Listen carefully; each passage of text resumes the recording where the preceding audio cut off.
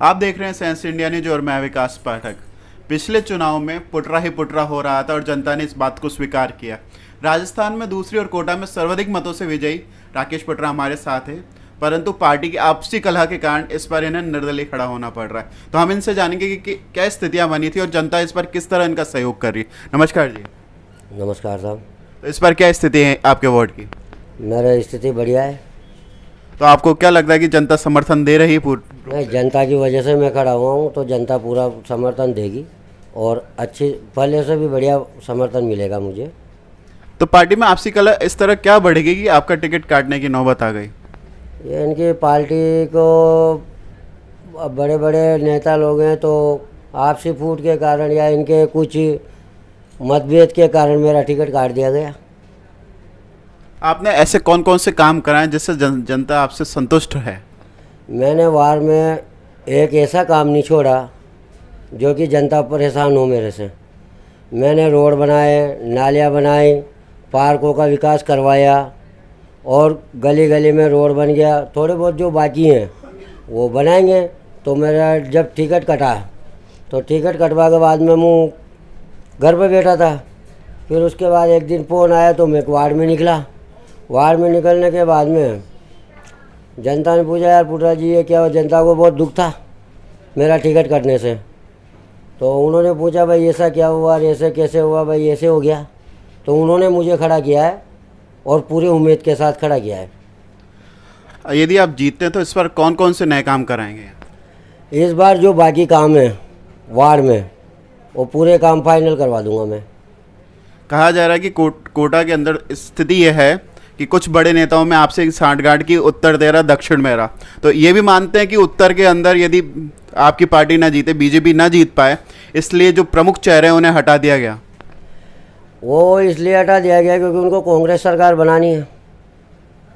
भाई कांग्रेस सरकार है तो उन्होंने हमारे टिकट काट के और उनके आदमियों को टिकट दे दिया ताकि कैसे भी वो जीते तो भी ठीक है, ये जीते तो भी ठीक है, उनको तो कांग्रेस सरकार बनानी है। सही बात। और कोई ऐसी चीज़ बताना चाहें आपके वार्ड के बारे में जो दूसरों को ना पता हो? मेरे वार्ड में मतलब पूरे वार्ड में सीसी हो चुकी है और बढ़िया यहाँ पर लैंडमार्क हो एलान है। तो जब से मैं 2014 से जब पार्षद बना तो यहाँ कुछ भी नहीं था। उसके बाद मैंने रोड बनाए, नालियाँ बनाई, पार्कों का विकास करवाया और करीब करीब आज की तारीख में अपन देखें तो बिल्कुल सीसी सड़क नज़र आती है और बिल्कुल गोवा की तरह लगता है कि भाई अच्छी सड़क बनाई मैंने और नालियों भी अच्छा निर्माण करवाया और पूरे 5 साल में इनकी सेवा में लगा रहा। इसी वजह से मैं आज दम भर के खड़ा रहा हूँ। आप समाज सेवा भी करते हैं, तो आप किस प्रकार की समाज सेवा करते हैं?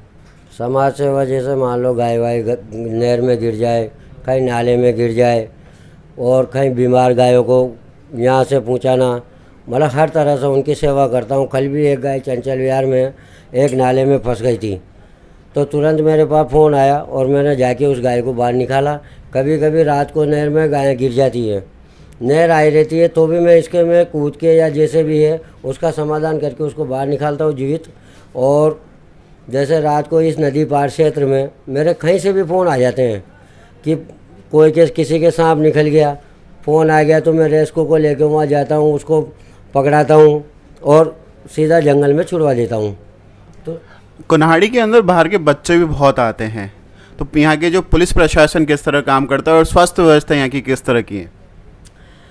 अभी बच्चे तो कोरोना की वजह से आए नहीं, लेकिन जब 5 साल मैंने सेवा करी इनकी तो बढ़िया साफ़ सफाई वगैरह सब स्वास्थ्य के लिए ठीक है। यहाँ पर एक छोटी डिस्पेंसरी थी अपने विजयवीर क्लब के पास, तो वो छोटी पड़ती थी, बच्चे ज़्यादा थे इसलिए वो छोटे आसपास के गांव भी यहाँ आते थे। तो वो छोटी पड़ने के कारण अभी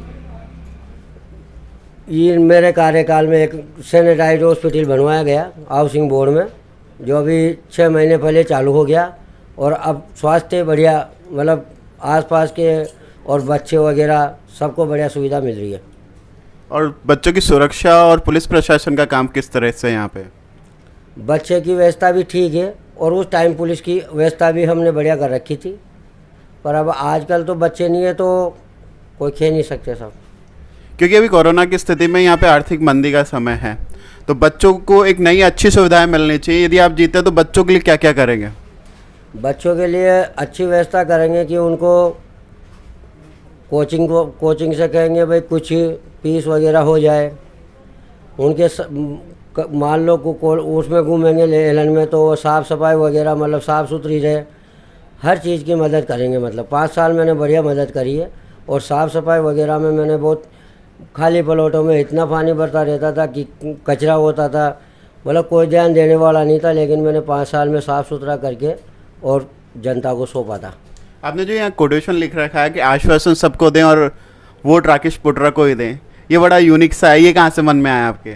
ये मेरे वार्ड वासियों ने दिया कि आप एक ही चीज़ लिखा ना कि आश्वासन सबको दो, वोट पुटरा को दो।